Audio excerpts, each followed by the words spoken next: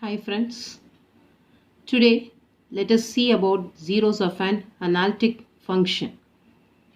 We have already learnt the zeros of a real function. The other name of zero is root. What is a zero in a real function? For f of x, the value of x which makes f of x a zero is said to be a zero of a function.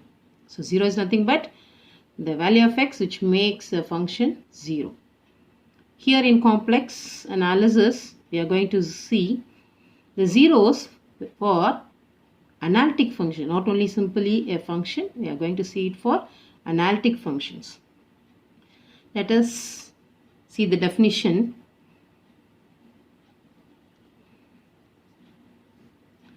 The first criteria is let f of z be analytic in a region D. F of z be analytic in a region D. The second one, choose a point. Let A be a point in the region D. Now, this A is said to be a 0 of order R for f of z if it satisfies the condition. Otherwise, if f of z can be expressed as z minus a whole power r phi of z. So when I substitute z equal to a, what happens? A minus a becomes 0 and this factor is multiplied r times. So this 0 exists in f of z r times. So we are saying that a is said to be the 0 of order r. Then what are the restrictions over r and phi of z? What is this phi of z? This is nothing but the remaining factors of f of z excluding z minus a whole power r. Now, where r is a positive integer, r should be always a positive integer, and this phi of z is analytic. It should be a analytic function at a, and it should satisfy the condition that phi of a not equal to 0. Why we are restricting phi of a not equal to 0? What happens if phi of a equal to 0? Once again, there exists a root, otherwise called a 0. This a will be a 0 for this phi of z also. Therefore, that should be counted for f of z, so the order becomes r plus 1. So, when I am declaring that a is a 0 of order r, there should not be any other 0 in the remaining factors. That's why we are restricting phi of a should not be equal to 0. Let me give some examples. Example 1. You consider a function f of z which is equal to sin z. You consider a function f of z equal to sin z. Let us see the zeros. Let us find the zeros of sin z. We know the expansion of sin z. What is f of z then? Z minus z cube by 1 factorial plus z power 5 by 5 factorial. Here it is 3 factorial, sorry. Minus z to the power 7 by 7 factorial plus etc. Now, which is common here? Z is common. Take it out. 1 minus z square by 3 factorial plus z to the power 4 by 5 factorial minus z to the power 6 by 7 factorial plus etc. Now, let me make this one as phi of z. So, my f of z has been written as z into phi of z.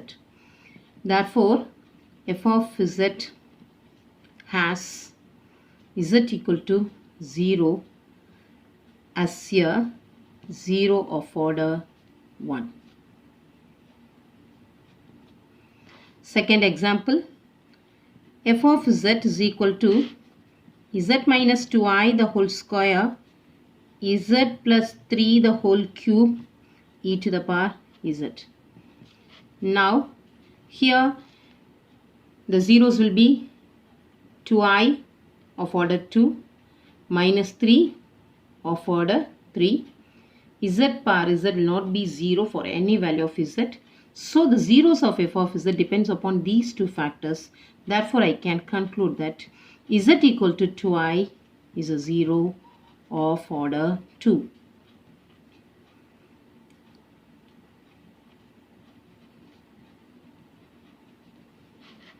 And z equal to minus 3 is a 0 of order 3. Third example, let me take f of z to be z cube minus 1 by z cube plus 1. Here the function is a rational function. So in order to attain the 0, let me equate f of z to 0, so that z cube minus 1 by z cube plus 1 will become 0. Cross multiplying the denominator, z cube minus 1 will becomes 0. Now expanding z cube minus 1 cube, a cube minus b cube, a minus b, a square plus ab plus b square will be equal to 0. Which implies z minus 1 equal to 0, z square plus z plus 1 equal to 0.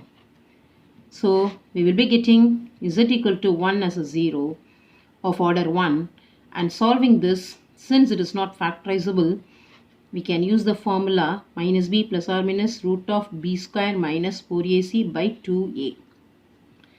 Now the final result is minus 1 plus or minus, this is minus 3, root of minus 3 is I root 3 divided by 2. Therefore the zeros are 1 of order 1, minus 1 plus I root 3 by 2 of order 1, minus 1 minus I root 3 by 2 of order 2. With this we have finished zeros of analytic functions.